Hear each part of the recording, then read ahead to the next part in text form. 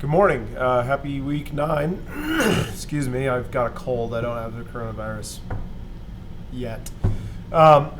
So bear with me as I continue to clear my throat during this whole little lecture we've got going on. Okay, so today I wanted to introduce and talk about our 4 main types of cameras.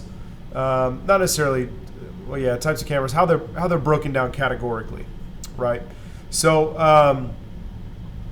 for the longest time we just had these guys back in film. We just had what was called an SLR, right? A single lens reflex. We've gone over this, but just to hit it again, I can pop this lens off.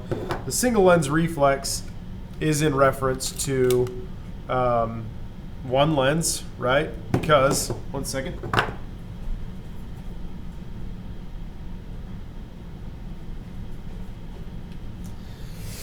Grab another camera real quick. Because we also have the twin lens reflex, just so you know where terms are coming from, right? This has 2 lenses. This was your focus lens, and then this was your shooting lens, okay? The lens that would make contact with the film. So on these twin lens reflex, you pop up, and now I'm looking through a mirror, which is down here, and then it's angled this way, and it's sending the image through this lens, this top lens, and then that bottom lens is the one that we would take our picture with, right? So that's a TLR, a twin lens reflex, right? And then we have the SLR, the single lens reflex, right? And this is kind of what we know cameras to look at today. Sorry, I'm trying to find the best lighting there. I can't find it. But we have the single lens reflex. And where the reflex comes in is because we had this lens, and you can see that it just actuated. I'll turn this down a bit so you can see it move a little bit slower. Okay, you see the mirror in there, right? When you would take a picture, this mirror would pop up. It actuates, okay? And that was the standard that we had for 30 years or something, maybe 40 even. It still is being produced today, but there is this emerging thing that is called, not necessarily emerging, it's here to stay, called a mirrorless camera. Okay. So they're broken down into 4 categories. Cameras are. We have mobile devices. So these fancy. I've got a 3-lens iPhone here, right? They would be called like a mobile device camera. So a camera that's on a mobile device, iPad, whatever it is that you use, is going to be considered your mobile device. There's also action cameras, which we would call a GoPro. Right? You'd be familiar with GoPros. That's an action camera, or the sphere camera, all those things. I don't know what those are called, but those are all going to be action cameras. Okay? So mobile devices, smaller, and action cameras. That's kind of our first base category. Then we have our point and shoots. Okay? So point and shoots are your bare bones basic camera, right? And they don't have an interchangeable lens. The lens here is fixed. They're usually made to be super compact. I've got a lens hood on this, but the profile on this is really quite small, right? I mean, holding it up next to my iPhone 11 here, right? I mean, it's pretty small, and that's kind of the appeal of point and shoots. They're called point and shoots because they take all the guesswork, or rather all the know-how out of taking pictures. You point and you shoot and you take the picture, and then boom, you're done. Okay. Point and shoots are not necessarily new, but they're been refined a whole bunch. This point and shoot, like they used to be the cheap camera, but this point and shoot costs $1,300 now. So they're not necessarily the cheap option anymore because they've gotten so good.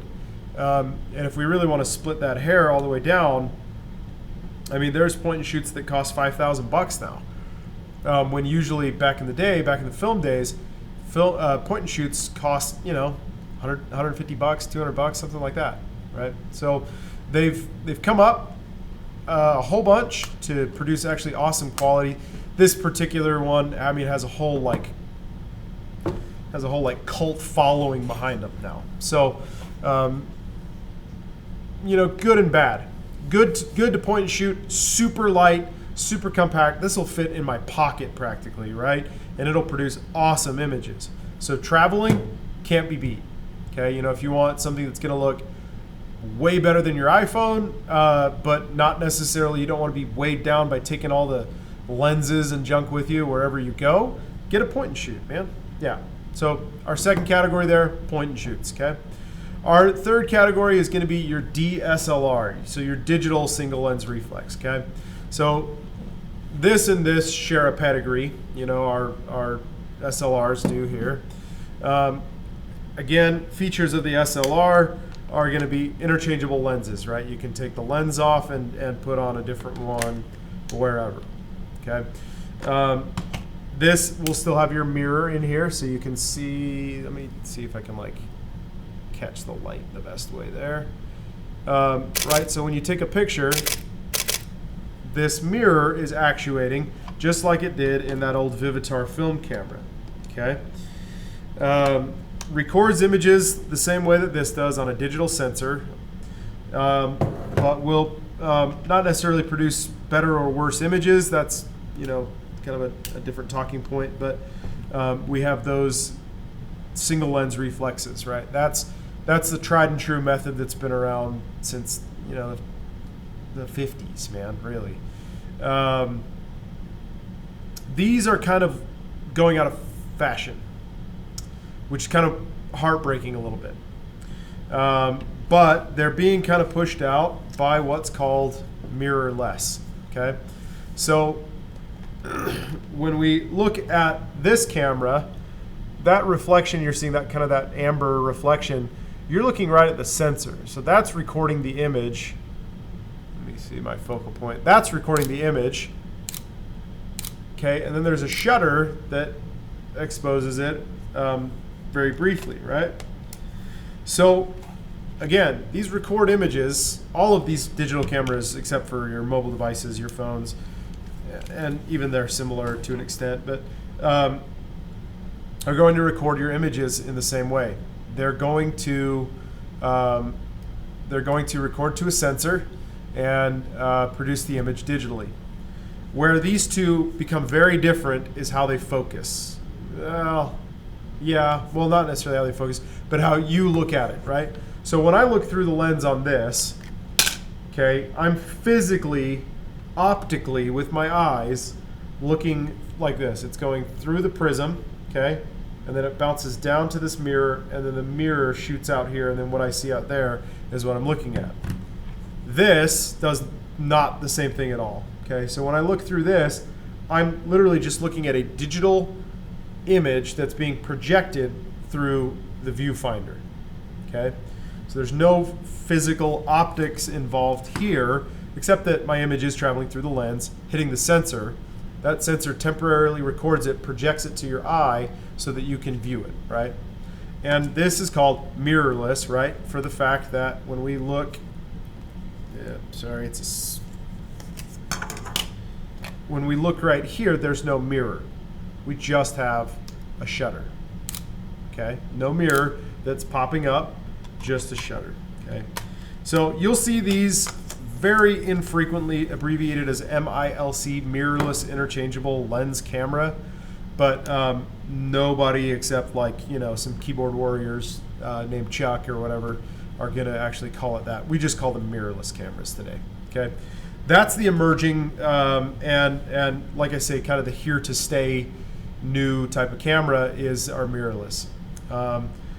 DSLRs, their days are numbered. I would say within the next 5 years, I'd say by 2025, we will see a company like Canon offering 1 to 2 of these, and then, you know, 5 to 10 of these, right? You're gonna see a total phase shift here away from the DSLR, which has been the king forever, and then we'll start to see them emerging into digital, into mirrorless. Canon just released 2 new mirrorless cameras, so they have 4 total now, and then obviously they still have a huge array of DSLR cameras. But I think as we move more and more into the future, we'll see more and more mirrorless cameras and fewer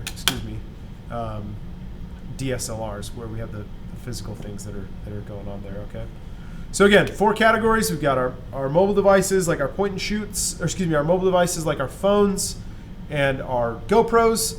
Then we have our digital point and shoots, right, like this guy. And then we have our DSLRs like this guy, and then our mirrorless like this guy, okay? So there's gonna be a little quiz after this. So go ahead, finish watching this awesome 10-minute video, and when you're all done, pop over to the quiz at the end of this, and I will see you guys soon. Thanks. Have a good one.